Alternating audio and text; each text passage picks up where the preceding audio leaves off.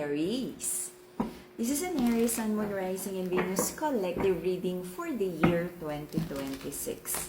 For your personal reading, kindly send me a direct message. Kamusta mga Aries? Let's see kung anong meron. This is an Aries Sun, Moon, Rising, and Venus collective reading for the year 2026. Let's see kung anong meron para sa ating mga Aries. Kabuhayan, kaperahan, pamilya, pag-ibig, kaibigan, mga taong nakapaligid. Guidance and good news para sa ating mga Aries. Guidance and good news para sa ating mga Aries. This is an Aries Sun, Moon, Rising, and Venus collective reading for the year 2026. Collective energy para sa ating mga Aries. Collective reading para sa mga Aries. Collective reading para sa ating mga Aries. Ang nag-iisang account, i-remind ko na naman kayo, ang nag-iisa at walang ibang account ng Mystic Siren ay kay Angeles 11. Okay? Any messages coming from a different account, hindi po ako yan. Aries. Same old cycle. Wala na bang bago, Aries? Okay? Napapagod na, nawawala ng gana sa buhay-buhay. Bakit? Baka naman kailangan lang magpahinga, magbakasyon, to take a break. Okay? May isang pag-ibig, pagsasama na para sa'yo, ayaw mo na, pagod ka na. There's a masculine energy here na wala namang pagbabago, wala namang personal development, wala namang bagong balita tungkol sa kanya. But this person is waiting for good news. Maraming bagay kang iniisip na sana maging mas okay yung finances. Inisip mo rin, no, na ideally gusto mo namang i-keep ang relationship na to, but nahihirapan ka because meron kang, like sabihin natin, eto dapat yung mangyari sa relationship. But you feel disappointed na parang magkaiba kayo ng goal, ng plano, ng readiness ng person mo at nagdala ng heartbreak, pain, disappointment. Okay? Sinubukan mo namang magstay sa connection na to, but maraming dishonesty, false promises na nagdala sa'yo ng overthinking in the past. Kahit nagkaroon ng mga hindi magandang energy, umasa ka pa rin na sana ma-heal ang situation, maayos, mabago. But I feel nagpatuloy ang sad energy sa situation na to. Marami ka ring minanifest about finances, stability, meron kang hinihintay na recognition, malaking biyaya.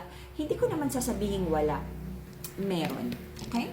Pero yung malaking manifestation mo about goals, money, mukhang parating pa lang. It feels like hinihintay mo pa, ano ba ang tracking number nito.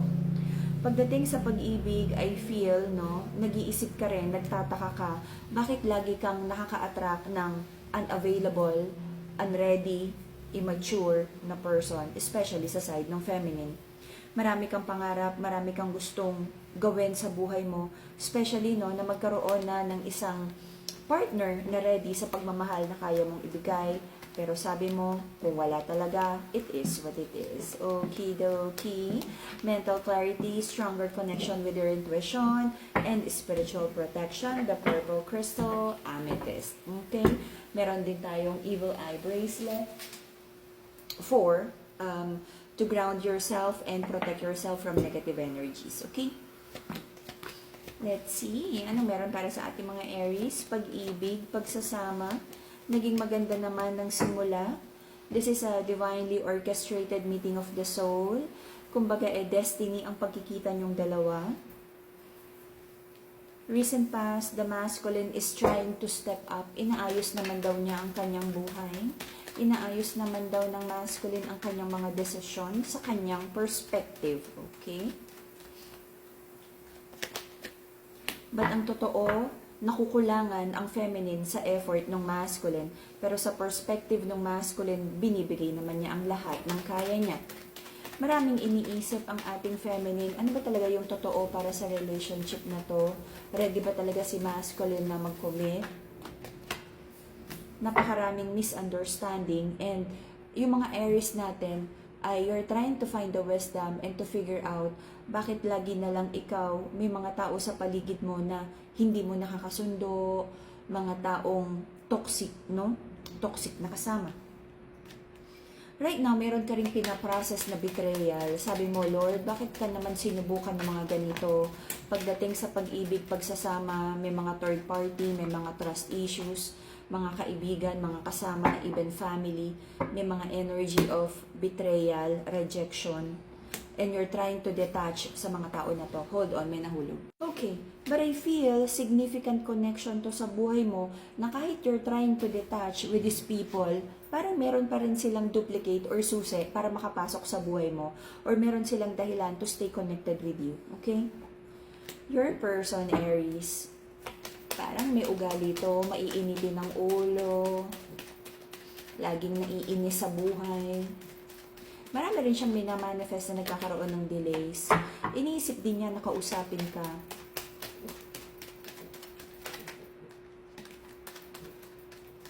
But parang, okay. Iniisip niya na mag-offer ng communication, apology, take it how it resonates, but it feels like you trigger each other's emotions. Kaya pinag-iisipan ng tao na to kung dapat pa ba talagang kausapin ka o mag-reach out sa'yo. Meron ka mga doubts, okay? Meron ka mga intuition, doubts, mga iniisip, pero you're trying to find, parang minamanage mo yung emotions mo, na parang, are you just overthinking? Parang nilalagyan mo ng tamang label ang bawat emosyon, yung mga bawat iniisip mo, tama ba yan? Balanse ba yan? Are you just overthinking? Are you just acting out of your emotional wounds na nagkaroon ka in the past? O tama ba talaga yung mga hinala mo? May mga tao at sitwasyon na duda ka kung mapagkakatiwalaan at gusto mo na lang lumayo sa kanila. Until the end of, this 2026, after this reading, moving forward, magkakaroon ka ng decision na kung ang mga tao at energies na to ay toxic lang, dragging, mabigat, okay? Hindi swerte sa buhay, bibitiwan mo na. Feminine, I feel there's a masculine here na parang kailangan mo muna ng distansya. Napapagod ka na rin sa taon na to. Meron ding mga issues about money, mga minamanifest mo. So, I feel kailangan mong mag-focus muna sa kaperahan, kabuhayan, because may nakikita akong challenges pagdating sa pera. Okay? Feminine, you might feel not secured about kabuhayan, kaperahan. So, focus muna dyan. Hayaan mo muna tong love connection na to. Kasi, okay, meron ka mga dapat pag-isipang mabuti about decision sa trabaho, lilipat ba, or mag-e-expand ng business. This is like calculated risk. Huwag pa bigla-bigla. May nakikita ako ditong decision mo about trabaho, kabuhayan, o negosyo na maaaring sa dulo, magkaroon ka ng regrets because nagkamali ka, because naging impulsive ka. Pagdating sa pagtitiwala sa masculine na to, feminine, mag-ingat na mabuti because magkakaroon pa kayo ng pag-uusap. So, yung pagtitiwala na kailangan mong ibigay sa kanya, dapat supported ng actions, yung mga sinasabi niyang pangako, hindi na gagawin at gagawin to, pangako aayusin. Dapat nakikita at nararamdaman mo na nag-a-align yung ginagawa niya sa mga pangako at sinasabi niya. Because sa dulo, may potential na sad energy and like, what do you call that, disappointment because of broken promises na naman. I feel meron na kayong strong promise of love between you and this masculine kasi parang hindi ganun kadali para bitiwan mo agad ang pagsasama na to. Okay? If you're manifesting harmony, to heal the heart chakra, to balance the heart chakra, to help you heal the emotional wounds, the pink crystal, Madagascar rose quartz. Lahat ng crystals natin, authentic, cleanse, and blessed by enlightened guide. Okay? Pagdating sa kabuhayan, kaperahan, may nakikita akong good news, may nakikita akong harvest time, kapit lang feminine, kung magkaroon ng konting delays para sa'yo, delays lang yan, may harvest time sa dulo. Masculine, if you're listening to this reading, kung ano yung ipinapangako mo sa feminine, just make sure natuto pa rin. Okay? Pareho naman kayo, the feminine and the masculine in this connection, may nakikita akong magandang blessing sa dulo ng taon. May mga pagsubok lang. Meron lang kailangan ding bitiwan ng mga relasyon na hindi naman dapat pinapasok, mga third energies, and I feel kakausapin, no? I-heart to heart talk ng feminine ang masculine na dapat wala nang nai-involve na third party sa connection na to, because if not, ready ang feminine to walk away from this connection. Alrighty? And that will be the Aries reading for the year 2026. See you again in the future.